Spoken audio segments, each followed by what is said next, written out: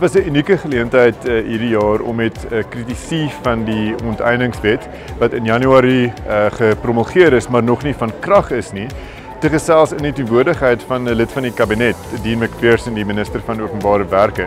Die implementering van 'n wet soos die onteieningswet setel primêr in die kantoor van die minister van Openbare Werke, alhoewel daar ook etlike 100 ander regeringsentiteite is wat die mag sal verkry om te onteien kragtens hierdie wet.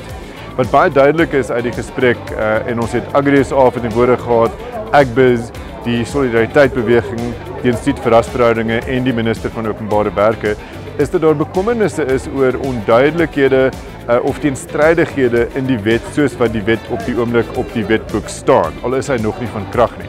Dit is baie waarskynlik dat hierdie teenstrydighede in die wet aangespreek gaan word op twee vlakke. Die een is dat die minister praat van prosesse binne die kabinet om te probeer om met bekommerde partye of belanghebbendes van die wet oorleg te pleeg, te onderhandel oor bepalings van die wet om te kyk of hulle tot een of ander vergelyk kan kom. So dis een proses wat beskryf is deur die minister van Openbare Werke, Dean McPherson. Dit is tweedens wel ook duidelik dat hierdie wet sal hof toe gaan. Daar's te veel entiteite waarvan die DA een is, wat sê dat die wet is op prosedurele gronde ongrondwetlik volgens hulle.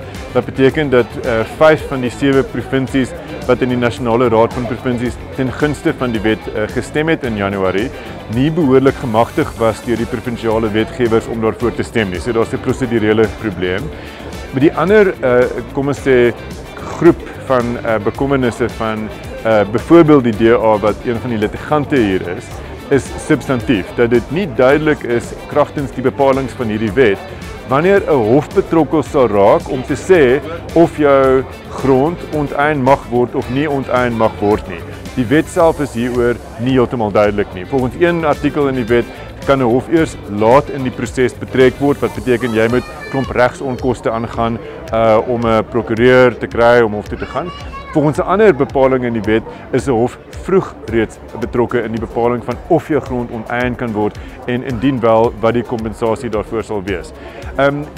Daar was nie konsensus oor baie van hierdie kwessies op die verhoog nie, sou ek sê, maar daar is gepoog in die skryf van die wet, dit is ook duidelik, om daardie gevalle waaronder grond onteien kan word deur nul kompensasie redelik te beperk. Van die kritici sê dat daai lys nog steeds te lank is. En ons gaan baie moeilik konsensus kry oor of die wet te ver gaan. Daar's party mense vir ons die wet nie ver genoeg gaan nie.